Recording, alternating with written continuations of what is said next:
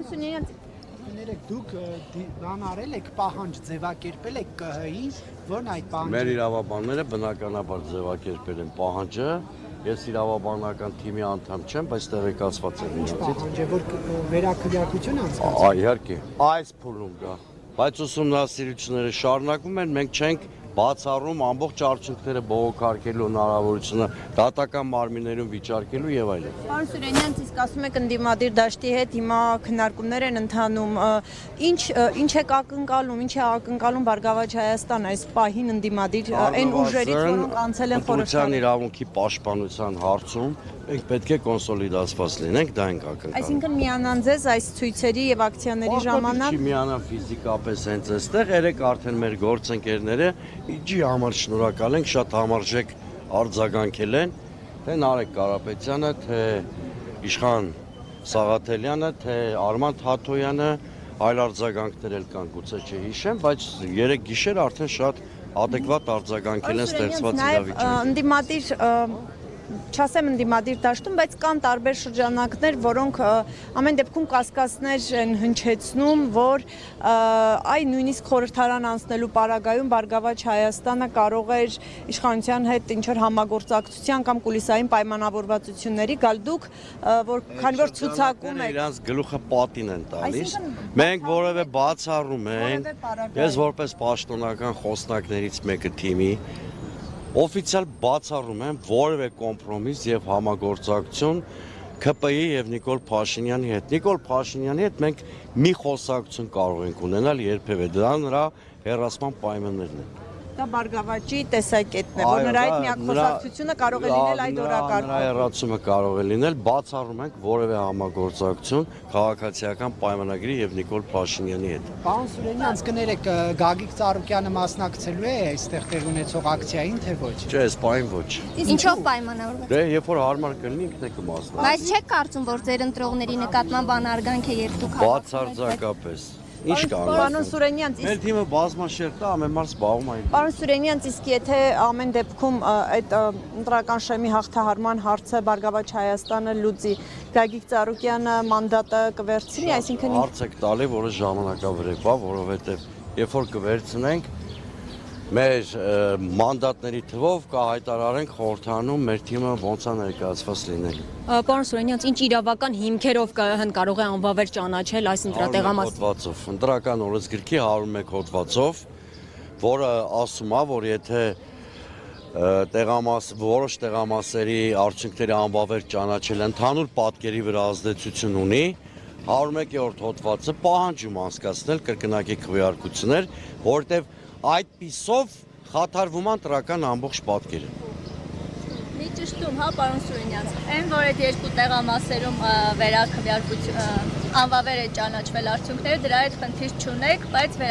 վերաքվեարկություն եք պահանջում, ճիշտ եմ ասում։ ԿՀ-ն իր իրավունքն է իրացրել, բայց այդ դեպքում մի բան էլ է անհասկանալի։ Եթե այդ երկուսում անվավեր է ճանաչել, ինչի մի հատ այլ ընտրատարածքում, եթե չեմ սխալվում 32, որտեղ թիվ 8 համարը բացակայել են ընդհանրապես, այդ տեղամասի արդյունքները ինչի անվավեր ճանաչված չեն։ Այսինքն նախընտրողական վերաբերմունք են արել, հատուկ են նպատակով, որ ԲՀԿ-ին ֆիլտրեն, չթողեն խորհրդանում։ Բայց ասում ենք լավ անվավեր ճանաչել եք, ինչու կրկնակի քվեարկություն չեք նշանակել։ Բայց եթե դեռ չեն նշանակել, դա օրենքի խախտում է, թե հետո վստահաբար, կամ այս որոշումը պետք է ամսի 14-ին կայացվեր եւ միանգամից նշանակվեր, կամ սենց գիշերային խորհրդավոր որոշում չպետք է կայացներ։ Գիշեր, ինչու է շուտ Իրանք ամեն ինչ անում են ԲՀԿ-ին ֆիլտրելու համար։ Հիմա ցանկացած մեթոդի գնում են հենց ընթացակարգի խախտումը մեր մոտ լեգիտիմ կասկածա ստեղծում, որ նպատակը ազնիվ չի, նպատակը ընտրությունների օրինականությունը վերականգնելու ցանկությունը չի։ Որ հորիզոնականում է։ Ես 8-րդ։ այս տեղամասերի արդյունքները, եթե անվավեր է ճանաչվել ու հետո չվերականգնվի, ԲՀԿ-ն գործնի տեսականորեն ենթադրենք, ինչ կլինել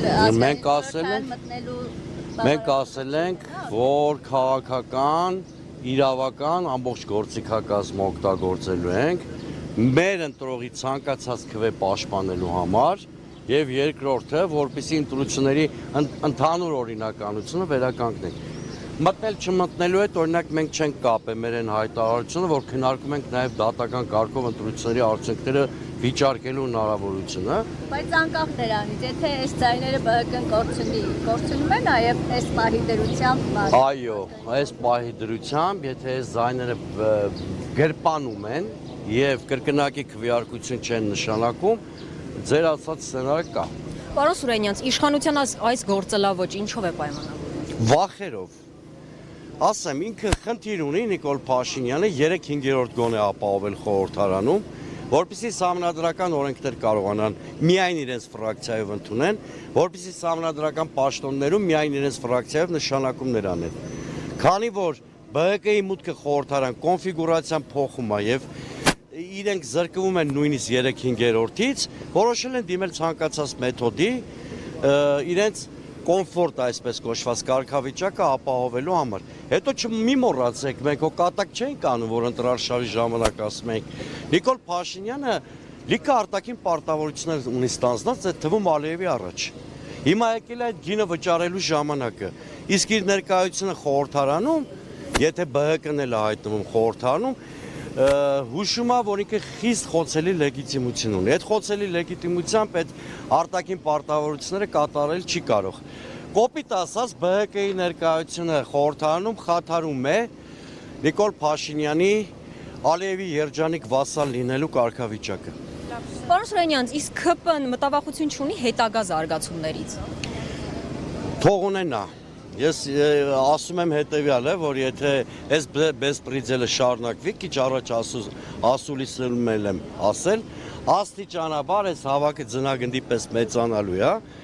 եւ իշխանությունը կզգա հասարակության ցասումը։ Մարդկանց երբն է հետաքրքիր, երբ է լինելու։ Գիտեք, ելքի մասին չեմ կարող ասել, բայց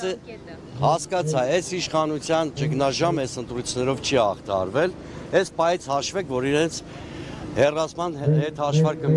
ժամանակացույցը միացված է, մի ամսից կլինի դա 2 ամսից։ Ես քաղաքական գործիչ եմ, որ անում եմ իմ անելիքը, երբ արդյունքի կհասնեմ, չեմ կարող։ Պարոն Սուրենյան, տեղյակ եք Գագիկ Ծառուկյանի որդին եկավ Հայաստան։ Ասել էր հունիսի 8-ին կգա։ Ուրեմն ես այդ հարցին չեմ պատասխանի, որովհետև երբ որ Հայաստանում կլինի արդարադատություն, Գագիկ Ծառուկյանի որդին կգա իր արարքի համար պատասխան կտա։ Այսինքն երբ Ծառուկյանը լինի իշխան։ Ասում եմ, երբ Հայաստանում կլինի արդարադատություն, չասեցի ով կլինի իշխանության, ցանկացած իշխանություն, որը կերաշխավորի արդարադատությունը։ Յուրաքանչյուր մարդ իր արարքի համար պատասխան կտա, ոչ մեկը օրենքից չի փախչի։